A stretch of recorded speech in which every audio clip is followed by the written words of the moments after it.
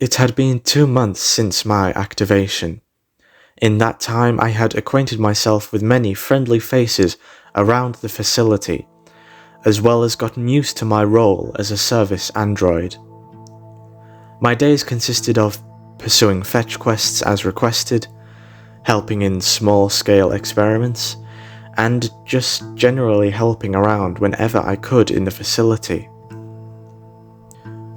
My current task is one I am taking the utmost pride in, preparing a room for Matthias's and Melanie's newborn, who would soon be arriving. I was overjoyed when they told me the news. Those two already work so hard in life, and now they're adding more to their plate. But I know they're responsible, and I know their child will grow up happy with them. And I, of course, will help them wherever I can. It is my design, after all. It was then I received a signal to notify me that someone has sounded the facility's main entrance buzzer. When I got the signal, I assumed it to be Matthias and Melanie returning from the hospital, and with great haste I make my way towards the entrance. When I arrived, however, I saw people who I wasn't expecting. They looked down upon me, confused just as much as I was. It was then that one of them asked me a question. "You're Cynthia, right? We're with the Citadel police force. Is Raven Malachai here?" I responded that he left a while ago and asked if everything was okay. To which they then asked if they could come inside to discuss things further. I allowed them to enter as we wandered the many halls in search for a room to talk. When we did, they proceeded to open up with a rather concerning statement. First, allow me to express my deepest condolences for your loss. My loss? I had no idea what they were referring to, and asked them what they were talking about. "You haven't heard the news?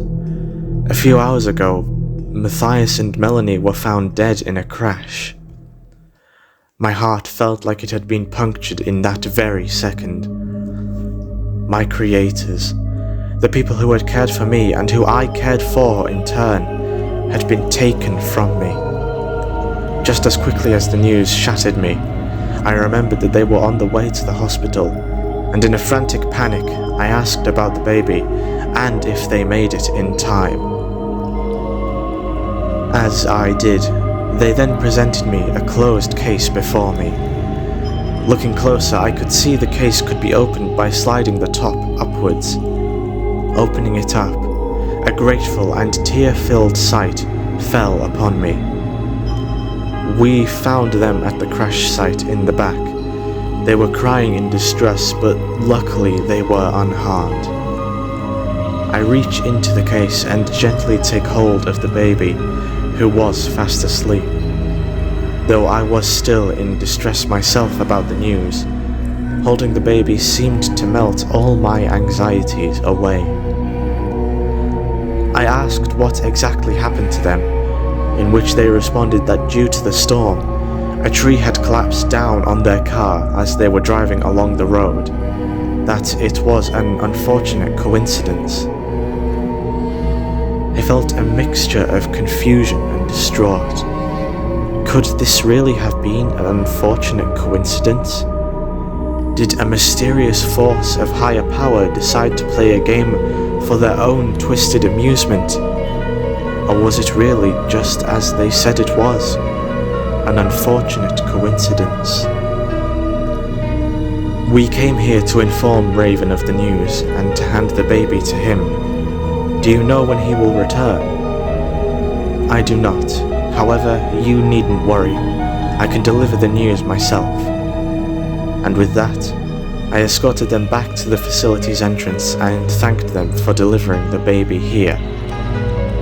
When the doors closed, a profound sense of silence and despair welled inside of me as I made my way back to see the baby. Entering the room, a greater feeling of desolation and sorrow clouded everything as I sat down with the baby, holding it once again in my arms as I waited for Raven's return to inform him of the tragic news.